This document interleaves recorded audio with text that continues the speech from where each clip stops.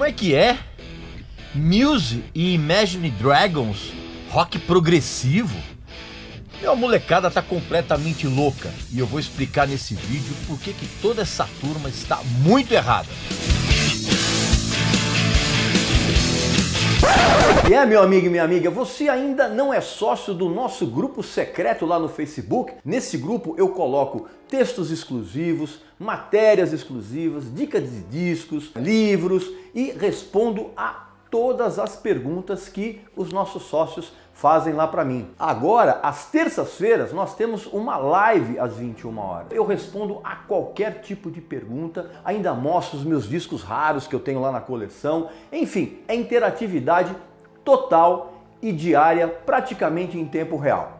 Para você ser sócio é muito fácil, basta que você acesse o primeiro link aqui na descrição do vídeo e você vai entrar na nossa nova plataforma de apoio, que é o Apoia-se. E lá você vai ter toda a orientação para se inscrever e fazer parte do nosso seletíssimo grupo secreto lá no Facebook. Meu amigo e minha amiga, o vídeo desta semana vai tratar de um assunto que para mim é uma verdadeira barbaridade, que é a quantidade de gente mais jovem que considera o Muse e o Imagine Dragons como rock progressivo. Antes de eu entrar nesse papo, não esquece de fazer a sua inscrição aqui no canal, visitar a nossa loja que tem uns produtos muito legais. A primeira vez que eu ouvi esse papo foi quando eu conversei com o Paulo Barão, num vídeo aqui no canal passado daquela série Por Dentro, quando ele disse que a filha dele e todas as amigas e os amigos daquela mesma faixa etária que gostam de Muse e de Imagine Dragons consideram esses grupos como rock progressivo.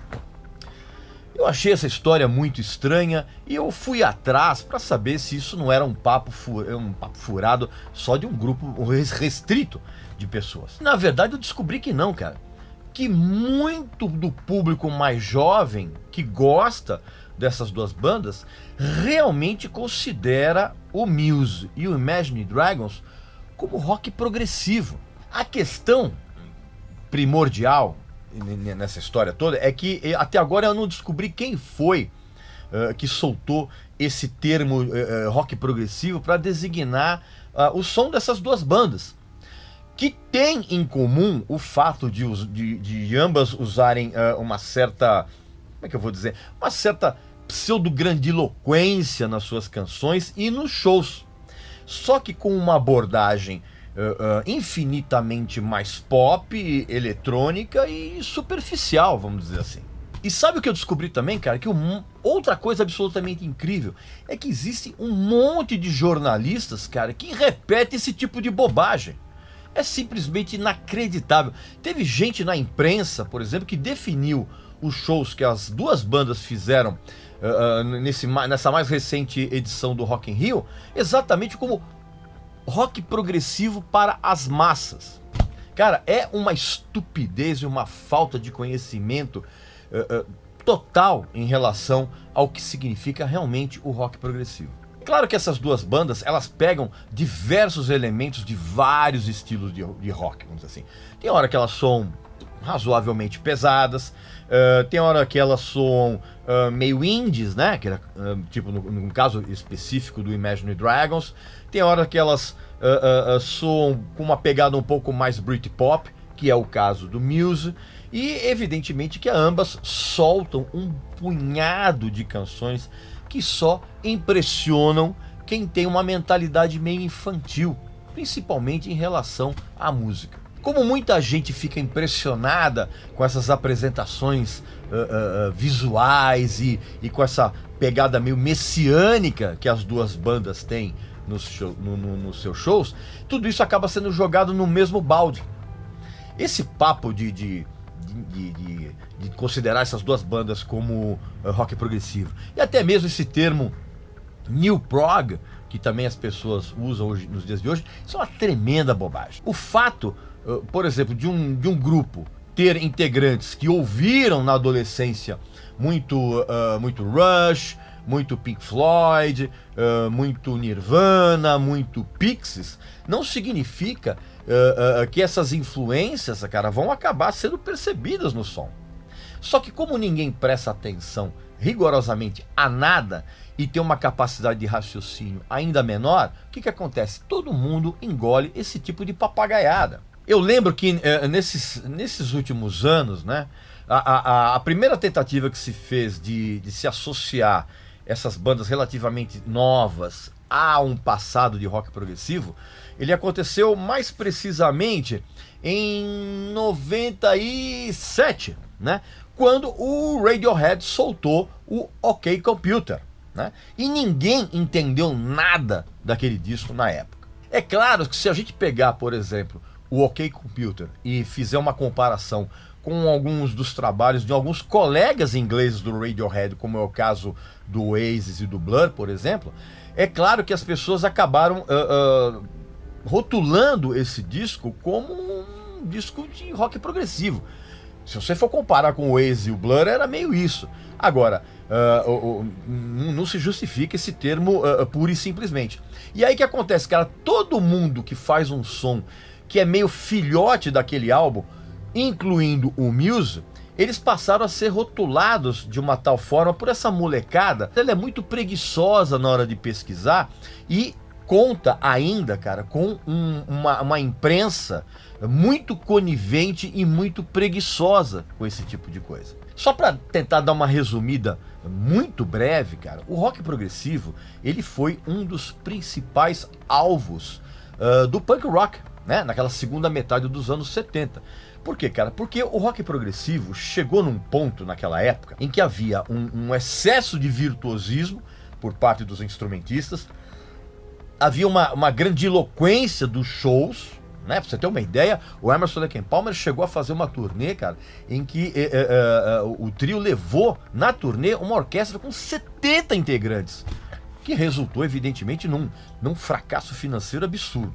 E também, cara, porque aqui naquela época, cara, o rock progressivo, as bandas, elas acabaram se perdendo um pouco na pretensiosidade dos arranjos, dos temas, inclusive também, e também na abordagem literária das letras, quando, evidentemente, as canções tinham letra. Ah, você não sabe como é que surgiu o termo rock progressivo?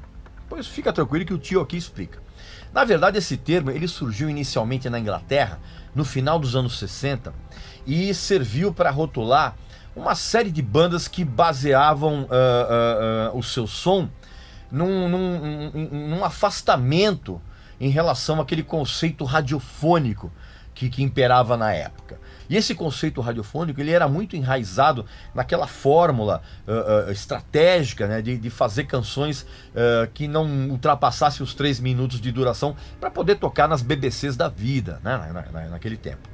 Então, para confrontar esse tipo de fórmula, muitas bandas romperam com esse padrão de rock e de pop. Eles adaptaram conceitos oriundos, vamos dizer assim, do jazz e da música erudita, e adaptaram tudo isso para um som roqueiro. E o que acontece? Aí começaram a surgir alguns temas com durações muito maiores. Tinham canções, por exemplo, que não havia a menor necessidade de exibir um refrão, muito menos obedecer àquela tradicional batida de 4x4. As bandas de rock progressivo do finalzinho dos anos 60 e dos anos 70, elas valorizavam o quê? Elas valorizavam as partes instrumentais. Muitas delas eram várias partes diferentes, vamos dizer assim, na mesma composição. Inclusive, esse é um outro erro que as pessoas cometem nos dias de hoje, achando que o Muse faz a mesma coisa, cara, que é uma tremenda bobagem. Outra coisa que acontecia no rock progressivo daquela época é que várias composições elas acabavam soando como se fossem suítes roqueiras. E isso quando não geravam discos conceituais, vamos dizer assim, como se fosse realmente uma obra fechada. Você vai lembrar, evidentemente, do Dark Side of the Moon e do The Wall, do Pink Floyd. Você vai lembrar do Lamb Lies Down on Broadway, do Genesis. Você vai lembrar do Tales from Topography Ocean do Yes, enfim, eram discos progressivos conceituais. Também uma característica do rock progressivo na época, cara, era acrescentar diversos instrumentos fora daquele padrão guitarra, baixo e bateria e teclado. Tinham bandas, por exemplo, que tinham violinos na formação, flautas, né, no caso, por exemplo, do Jethro Tull, que tinha o vocalista Ian Anderson, que era um tremendo flautista. Os tecladistas, eles acrescentavam uns teclados diferentes, assim, tipo o Mellotron, que era um teclado que é como se fosse um gravador de fita que ficava rodando os timbres que eram tocados, tinha um Mini Moog, e também, evidentemente, que tudo isso, de uma certa forma, enriquecia as harmonias e as melodias, né, que passavam a apresentar uma maior riqueza de nuances, né, assim, tudo fugindo daquele padrão radiofônico. Além disso, toda essa fórmula sonora do rock progressivo, ela acabou sendo embalada por capas que acabaram criando uma identidade visual imediata, que era o que aconteceu, por exemplo, com o Yes e o Roger Dean, e o Pink Floyd com aquela empresa, o Hipgnosis, que eu já citei nisso nos vídeos anteriores, quando eu falei a respeito do Aposto que Você Não Sabe do Pink Floyd. Aliás, preciso fazer um Aposto que Você Não Sabe do Yes, que vai ser bem interessante. E todo esse conceito visual também era levado para o palco. Então você tinha palcos com cenários, com figurinos e performances teatrais que aumentavam, vamos dizer assim, a experiência sensorial. Que era o que acontecia com o Genesis na fase do Peter Gabriel, que era com o Pink Floyd, né, que tinham aqueles telões, aqueles aviões passando, explosões, aquela coisa toda. Então, para você saber o que é realmente rock progressivo, para você não cometer esse erro de associar que o Muse e o Imagine Dragons fazem rock progressivo, antes de eu continuar com essa explicação, eu tenho uma outra explicação para você. Principalmente para você que é pai, mãe, e você está muito preocupado com a sujeira que existe no planeta que seus filhos vão herdar, principalmente o lixo plástico. Presta atenção. Se você não tomar consciência a respeito do que está acontecendo no Brasil e no mundo, do lixo plástico e de toda a poluição causada por ele, pode apostar que os seus filhos e os seus netos vão chafurdar num mundo extremamente poluído e nojento. E além de nós estarmos cercados de todo esse lixo, ficamos sabendo agora, por intermédio de algumas pesquisas e estudos científicos, que nós estamos ingerindo micropartículas de plástico que estão contidas em 90% do sal de cozinha que é comercializado no planeta. Estamos ingerindo lixo. Ou você se une nessa causa tão nobre, que é deixar a sua cidade limpa, para que seus filhos e netos tenham uma qualidade de vida muito melhor, ou você será cúmplice da poluição total do ambiente em que os seus filhos e os seus netos vão viver. E certamente isso será causa de muitas e muitas doenças. Você quer carregar esse tipo de culpa? Eu não. E esse futuro poluído está muito mais próximo do que você imagina. É por isso que o meu apoio à ONG Ambientalizando é total. E você deveria fazer o mesmo. Então, para você saber o que é realmente rock progressivo, realmente, eu vou sugerir alguns discos aqui para vocês. Eu até separei alguns aqui para vocês. Ó, por exemplo, o Nursery Crime do Genesis,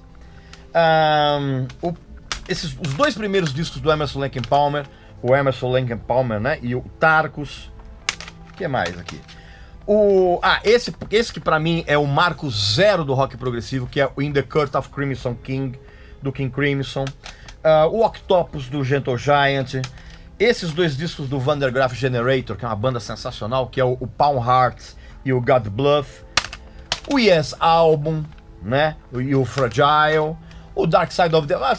enfim, os discos do Pink Floyd. Então, esses discos são essenciais para você saber o que é realmente o rock progressivo, e não Muse e Imagine Dragons, pelo amor de Deus. Então, meu amigo e minha amiga, antes de você cometer esse erro de achar que essas bandas, que aqui a gente no Brasil a gente chama de banda alternativa, e que de alternativa não tem absolutamente nada, já que elas foram cooptadas pelo sistema a ponto de servir de trilha sonora para comercial de margarina, comercial de banco, aquela coisa toda, todo mundo com um contrato assinadinho. Então, essas bandas não têm absolutamente nada de rock progressivo.